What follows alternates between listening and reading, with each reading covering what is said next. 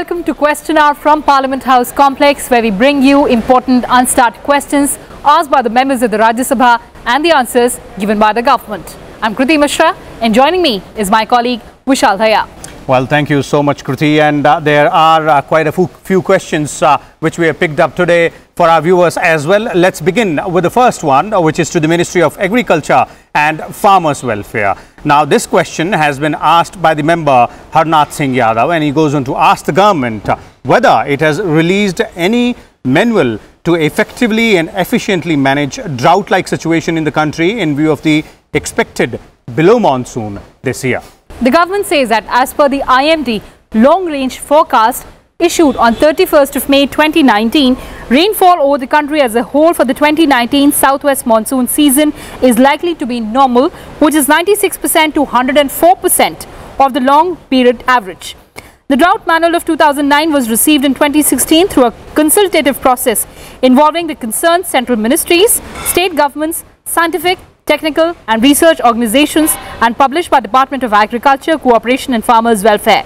The revised drought manual provides use of modern technology and monitoring and determination of droughts. Moving on to the next question, and this one is also to the Ministry of Agriculture and Farmers Welfare, and this question has been asked by member D. Raja, and he has asked the government whether it is considering a proposal to remove the Essential Commodities Act and APMC Act, which are considered to be hurdle in developing the agro-processing sector in India. Well, the Agriculture Ministry in its answer says that to exploit the huge untapped potential and opportunities in the food processing sector by leveraging private investment in the creation of supportive infrastructure and logistics requirement along the entire value and supply chain of the food processing, the Ministry of Food Processing Industries, that is MOFPI, is implementing Pradhan Mantri Kisan Sampada Yojana with the following scheme components to invest 6,000 crore rupees during the entire 14th Finance Commission period.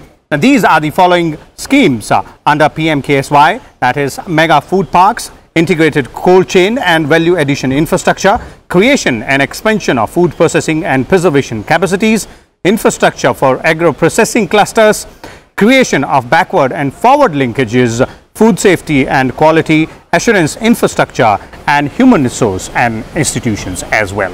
In fact, my colleague Kriti Mishra spoke to D. Raja about his response on the answer given by the government to his question. Let's listen in.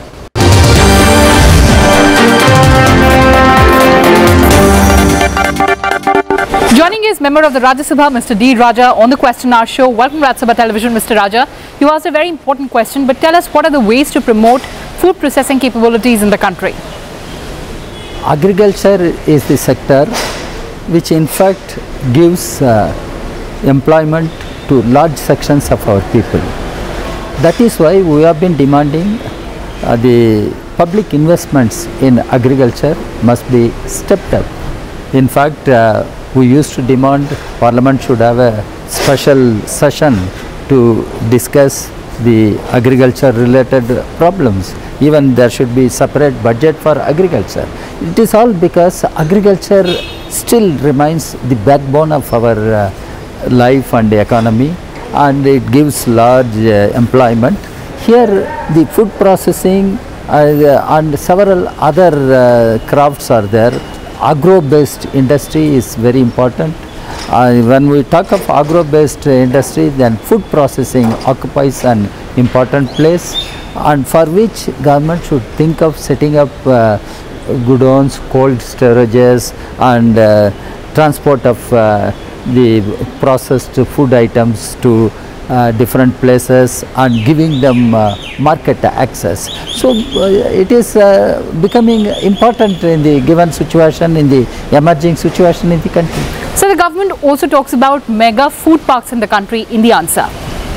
I think it is a good idea, because India is a country where tourism is also developing. When I say tourism, it is not that outsiders, foreigners come to India. Our own people from one state to another state, and the food park idea is a good idea. That way people in Tamil Nadu, if they go to Manipur, they can try to enjoy the Manipur food. The same way people from Punjab, if they go to south, they can enjoy Italy, such items, or the typical local food items or sweets. So the food park is a good idea. It should be conceived properly and implemented properly. It will help to develop our food processing industry as well as related agro-based industries. Absolutely, sir. Point well taken. Thank you so much for talking to us. Thank you.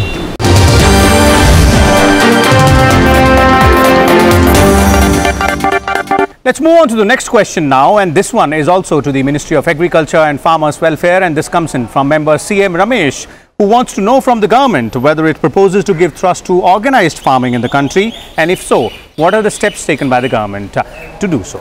Well, right now there's no scheme to promote organized farming. However, the government promotes contract farming and also farmers and producers organization to promote farming in a more organized manner.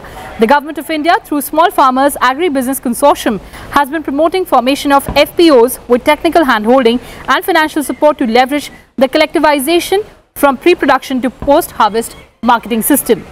The government has formulated and released the Progressive and Facilitative Model Act, the state's UT Agriculture, Produce and Livestock Contract Farming and Services Promotion and Facilitation Act 2018 in May 2018 for its adoption by the states and union territories. The aforesaid Model Contract Farming Act provides that farmer-producer organization may enter into agreement with the contract farming sponsor to draw all the benefits of contract farming all along the agri-food value chain. The next question is to the Ministry of Consumer Affairs, and this question has been asked by member Narayan Lal Pancharia, and he has quizzed the government whether the government has put in place any mechanism to deal with grievances against misleading advertisements. Well, the ministry in its response says that the government has launched an online portal named Grievance against misleading advertisements, where complaints relating to misleading advertisements can be lodged. The ministry says that during the period between 1st of April 2018 to 31st of March 2019, a total of 3,884 complaints have been received on Gamma portal. Out of these, 2,235 have been resolved and 1,040 were rejected, being incomplete or not pertaining to misleading advertisement. The ministry says that the focus is on 7 sectors: food, agriculture, health, education, real estate, transport and financial services. Well, the next question is to the Ministry of Railways, and this one is from member Sarojini Hembram. She goes on to ask the government about the number of projects for modernization of railway platforms which are in the pipeline in various railway stations of the country. The government says that works for improving amenities for the passengers, including modernization of platforms, are undertaken on the need, volume of passenger traffic and intercity priority subject to availability of funds.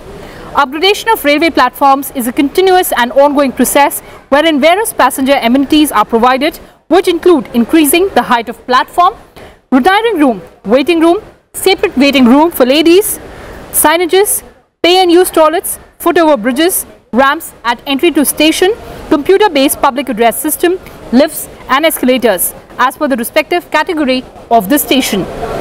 In order to facilitate easy movement of elderly, sick and differently abled passengers, and for smooth access to platforms of major railway stations, and for ease of movement, escalators or lifts are being provided. So far, 669 escalators at 240 stations and 493 lifts at 214 stations have been provided till May 2019. The next question is by member Shashikala Pushpa, and he has asked the government whether it proposes to provide Wi-Fi facilities in moving trains. Well, in its answer, the ministry says that as a pilot project, Wi-Fi facility was provided in Howrah Rajdhani train through satellite communication technology. Now, this technology was capital intensive with recurring cost in the form of bandwidth charges and thus was not cost effective. Also, the internet bandwidth availability to passengers was inadequate. Hence, the project was dropped, and presently Wi-Fi based internet facility for moving trains for providing reliable, cost effective and adequate internet bandwidth is not available. The ministry further says that the government has taken steps to install CCTV cameras in all coaches of premium, mail, express and suburban trains. CCTV cameras in 7,020 coaches of such trains have been planned during the phase 1 of this project. And in this edition's last question, which is asked by the member Saroj Pandey to the Ministry of Skill Development and Entrepreneurship, the member wants to know about the percentage of young people having been skilled through skill development scheme during the last 5 years. The government has apprised the members that under Skill India Mission, the Skill Development and Entrepreneurship Development Ministry imparts employable skills to the youth through long-term and short-term training. The ministry is implementing its flagship scheme, Pradhan Mantri Kaushal Vikas Yojana, launched in 2015 to provide employable skills to youth of the nation. So, owing to the success of PMKVY 1.0, the scheme was relaunched in October 2016 on pan-India basis with a target to provide skilling to 1 crore people under short-term training, recognition of prior learning and special project across the country over 4 years with an outlay of 12,000 crore rupees.